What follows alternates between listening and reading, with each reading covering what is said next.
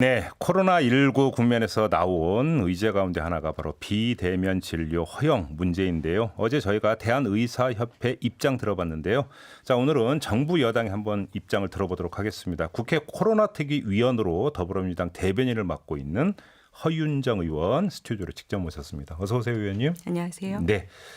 일단 그 시간이 많지가 않으니까 의원님 같은 경우는 비대면 진료를 부분적으로 좀 허용을 해야 된다 이런 입장이신 거죠? 네, 그렇습니다. 어떤 이유에서 그렇게 판단하신 겁니까? 비대면 진료는 지금 논쟁이 되고 있는 원격 의료라는 상당히 차이가 있고요. 잠깐만요. 그럼 그 네. 말씀 하셨으니까 원격 의료하고 네. 비대면 진료하고 어떻게 다른 거예요?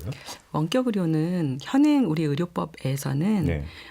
의료인과 의료인 간에 먼 거리에서 의료 지식을 나누는 그런 수단으로만 허용되어 있는 게 원격 의료고요. 예. 비대면 진료는 이번에 코로나19와 같은 감염병 상황에서 환자와 의사가 전화 상담이라든가 예. 처방전 리필이라든가 이런 식의 수단을 통해서 의사와 환자를 서로 보호하는 감염병의 위험으로부터 서로 보호하는 이런 접촉하지 않는 진료를 얘기하고 있기 때문에 네네. 그 범위와 내용이 좀 상이합니다. 그러면 지금 그 부분적으로 허용을 해야 된다라고 하는 것은 그럼 지금부터는 비대면 진료라는 개념으로 이제 이야기를 풀어가면 되는 그렇습니다. 거죠. 자, 그럼 비대면 진료를 어느 범위까지 허용할 수 있다고 판단하시는 거예요? 지금 비대면 진료에 대한 허용 논의는 비로소 이번에 코로나19 때문에 이제 실적들이 좀 쌓여 있어요. 26만 건 정도. 예.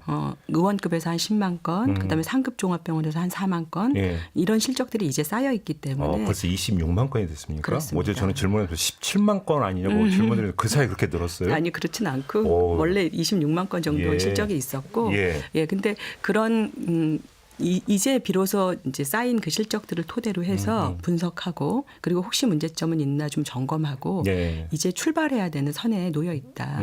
그렇게 보시면 될 것 같습니다. 그러니까 그러면 지금 부분 허용이라고 한다면 그 허용되는 부분에 대해서 다시 한번 좀 질문을 드리겠는데요. 예를 들어서 뭐 감염병과 관련해서로 한정을 하는 겁니까? 어떻게 되는 겁니까? 그러니까 제가 설명 잠깐 드렸는데요. 이번에 비대면 진료는 감염병 의 확산을 예방하기 위해서 네. 정부가 한시적으로 허용한 것이고요. 그렇죠. 그 한시적으로 허용한 것이 여전히 지금 코로나19가 진행 상황이잖아요. 그러니까 언제까지 허용할 거냐 하는 것은 이 감염병의 종결 시기까지를 좀 가봐야 될 것 같아요. 그런데 지금 이야기되고 있는 비대면 진료는 코로나19 국면에서 이걸 어떻게든지 대처하기 위해서 특례적으로 허용하는 거 말고 네.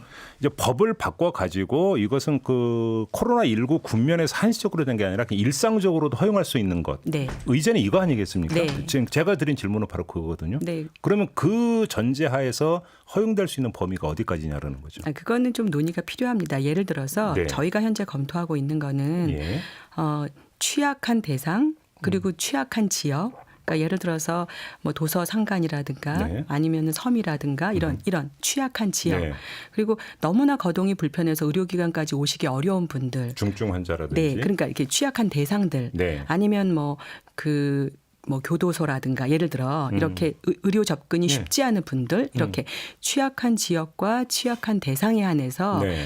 한시적으로 검토를 해봐야 되는 그런 그 시작점에서 이번에 쌓인 이 비대면 진료의 실적들이 네. 분석을 할 수 있는 기초 자료가 되지 않을까 이런 가능성을 지금 보고 있는 것입니다. 그러면 사실은 26만 건에 해당이 된다라고 하는 그 비대면 진료 어떤 사례를 그러니까 정밀 분석을 해서 네, 방법론은 그 다음에 나올 수 있는 거잖아요. 네 그렇습니다. 어디까지라든지 네, 어떻게라든지 네, 그렇습니다. 이런 문제가. 네.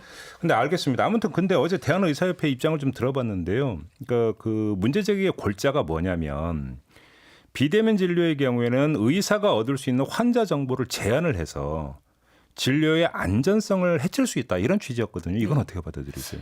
의사협회의 그 원칙적인 입장은 당연히 그럴 수 있다고 생각하고요. 가장 좋은 건 의사와 환자가 직접적으로 대면하는 진료가 가장 좋죠. 예. 그런데 그것을 하지 않고 다른 걸 하겠다가 아니라 그렇게 직접적인 대면 진료를 하기 어려운 대상자들에 한해서 네. 보완적인 수단으로 비대면 진료도 허용할 수 있다라는 것이니까 네. 그 둘은 대치되는 개념은 아닙니다. 아, 그렇게 보시는 거고요. 네. 하나만 더요. 어제 이제 그 의사협회 주장 가운데 하나가 뭐냐면 코로나19 국면에서 허용을 했던 비대면 진료라고 하는 거는 이 만성 질환자를 대상으로 했던 것이고 의사가 허용한 사람만 대상이 됐기 때문에 비대면 진료 확대의 근거가 될 수 없다. 네. 이렇게 주장을 했거든요. 그러니까 네. 26만 건의 사례를 분석을 해서 네. 방안을 세운다라고 하는 접근법 자체에 대해서 네. 사실은 이제 부정하는 어떤 측면이 있는 것 같은데 예. 이건 어떻게 생각하세요? 비대면 진료는 직접적인 대면 진료를 특히 이번에 코로나19 상황에서 이루어졌던 비대면 진료는 직접적인 진료를 보완하는 관계이니까 네. 꼭 그렇지는 않고요. 그러니까 무슨 말이냐면 만약에 예를 들어서 대구에서 코로나19가 막 확산했을 때 바로 병원에 들여왔다면 그런 의심 환자들이 그러면 사실 의료기관이 뚫릴 수 있는 위험에 노출됐잖아요. 그렇죠. 그래서 현실적으로는 중앙에 있는 의사협회 입장과 달리 대구시 의사회는 환영하는 입장을 냈었어요. 이 비대면 진료에 대해서 필요하다. 그러니까 이렇게 그런 필요성의 요구들도 있고 예. 또 의료기관이 이렇게 직접적으로 뚫리게 되면 그 여파가 너무 크니까 의사도 보호하고 환자도 보호하는 네. 이런 수단으로서 쓰였기 때문에 예. 좀 다른 시각에서 보는 게 적절하다 봅니다. 알겠습니다. 어제 이제 저희가 의사협회 입장을 먼저 들었기 때문에 의사협회 주장을 이제 그 토대로 지금 질문을 네. 드리고 있는데요. 하나만 더 드리면 정부가 너무 산업적 측면만 고려하는 거 아니냐. 네. 그러니까 이 그 비대면 진료를 허용하고자 하는 어떤 배경에는 예를 들어서 어떤 이 비대면 진료가 허용이 되면 디지털 의료기기라든지 네. 의료기기 산업이 그러니까 그 발달할 것이고 일자리가 창출이 될 것이고 너무 여기에 꽂혀 있는 거 아니냐. 네. 쉽게 얘기를 하면 네. 이런 지적을 하던데요. 네, 그건 옳지 않은 지적이고요. 아, 왜 그래요? 그러냐면 예. 실제로 비대면 진료를 넘어선 원격 의료를 허용하고 있는 국가들이 아주 많습니다. 예. 그럼 그런 국가들은 의사가 없냐? 그렇진 않지요. 그러니까 그거는 조금 너무 나간 그런 접근이라고 보고요. 네. 오히려 이렇게 보셔야 될 것 같아요. 의사를 직접 만나기 어려운 분들, 거동이 진짜 불편한 분들, 이런 분들에게 의료 서비스를 아예 접근하지 못하도록 그냥 두는 것이 네. 적절한 거냐? 이런 고민을 봐야 될 것 같습니다. 자, 그런데 또 이제 그 많은 애청자분들도 지금 문자 주고 계시는데요. 여기는 이런 게 깔려 있는 것 같아요. 그러니까 의료 영리화 문제, 그다음에 원격 의료 문제가 이제 네. 제기가 된 게 사실 이명박 정부 그 전부터도 지만 이제 본격적으로 사회적인 논쟁거리가 이명박 정부 때부터 맞습니다. 시작이 되지 않았습니까? 네. 이때 지금의 민주당의 어떤 당론은 계속 유지가 됐던 게 반대였단 말이에요. 맞습니다. 근데 이번에 코로나19를 거치면서 물론 부분적이라고는 하지만 비대면 진료를 허용하는 방안 쪽으로 이제 이야기가 나오니까 네. 이전의 입장하고 달라진 거 아니냐. 네. 이렇게 바라보는 사람들이 있거든요. 네. 어떤 말씀 주시겠습니까? 정확히 설명드리겠습니다. 예, 예. 민주당이 원격 의료에 대해서 원칙적으로 반대하고 하는 것은 한 번도 변화된 적이 없습니다. 지금도 마찬가지입니다. 네. 그러나 감염병이라고 하는 시국에서 의사와 환자를 모두 보호하고 특히나 감염병에 우려가 있는 환자들이 많이 있는 곳에 네. 기존의 만성질환자인 고혈압과 당뇨를 앓고 있는 환자들이 병원에 계속 가서 약을 먹는 것을 꺼려하고 있거든요. 그런 분들에게 전화 상담을 통해서 처방전 리필을 하고 네. 이것을 통해서 기존의 만성질환을 잘 관리할 수 있게 하는 기전 예. 이것은 대면 진료를 더 촘촘하게 잘 이어가게 할 수 있는 보완적 수단으로 저희가 허용하자는 것이고 예. 그 허용하자고 하는 근거도 이번에 생긴 이런 자료를 토대로 해서 좀 더 면밀하게 살펴볼 수 있다라는 정도의 논의까지죠. 이제껏 원격 의료 전면적인 허용을 저희가 검토했다던가 그 반대했던 입장을 전면적으로 뒤집는 어떤 결정도 내린 적이 없습니다. 그러면 그러니까 병원에 오기 힘든 만성 질환자나 이런 네. 분들을 고려한 거라면 네. 어제 의사협회는 그럼 차라리 네. 왕진을 활성화하자. 네. 그러니까 왕진 수가를 올려주면 네. 왕진이 활성화될 수 있으니까 이게 대안 아니냐. 네. 이런 이야기를 했거든요. 아, 네. 이건 어떻게 생각하세요?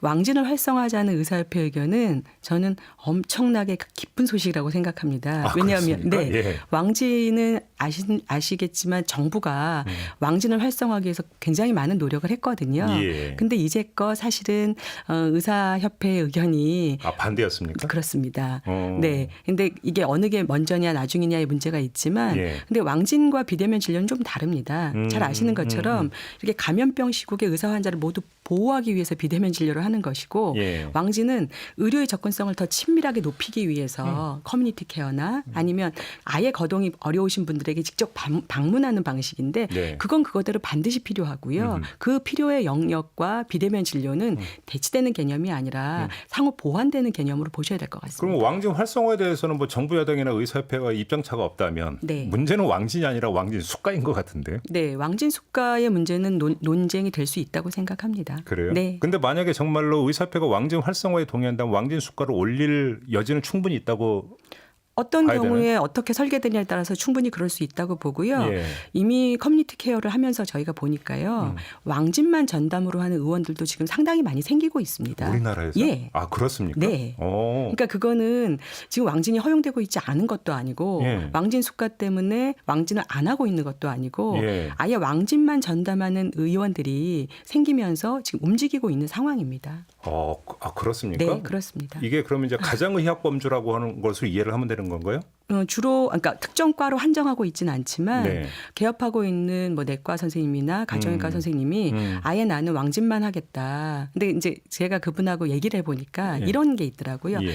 왕진과 환자들이 내원하는 진료를 모두 병행하다 보면 예. 사실은 왕진이라는 건 움직이면서 멀리 가고 환자를 볼 수 있는 숫자가 제한되잖아요. 그렇죠. 그런데 있으면서 보는 환자를 보기에는 시간이 서로 안 맞아서 아예 왕진하시는 분들은 아예 왕진만 하시는 예, 그런 걸로 지금은 좀 패턴이 굉장히 다양화되고 있습니다. 이제 그런 움직임이 이미 나타나고 있군요. 그럼요. 알겠습니다. 아무튼 근데 이제 그 정부 여당 차원에서 종합 단일안이 지금 나온 건 아니잖아요. 그럼요. 지금 모색만 하고 있는 거잖아요. 예, 그렇습니다. 그러면 정부하고 민주당이 계속 이야기는 진행을 하고 있습니까? 협의는 계속 하고 있는 건가요? 그러니까 정부와 민주당의 논의는 아주 단순합니다. 코로나19를 겪고 네. 그다음에 이제 포스트 코로나를 준비하면서 무엇을 보완할 거냐. 그러나 우리 사회가 포스트 코로나 시점에서 많은 것이 바뀌고 있거든요. 그렇죠. 어느 나라가 초등학교부터 대학교까지 원격으로 모든 수업을 하는 나라가 한 케이스도 없잖아요. 이렇게 우리 사회 의료뿐만이 아니라 모든 영역에서 뭐 예를 들어서 재택근무가 활성화된다든가 모든 영역에서 변화가 있는데 네.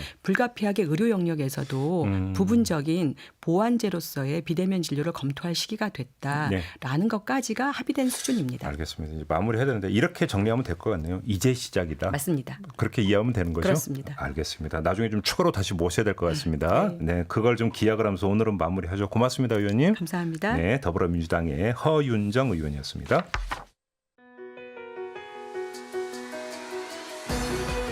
이슈의 핵심을 꿰뚫는 예리한 시선, 믿고 듣는 진품 시사 김종배 시선 집중.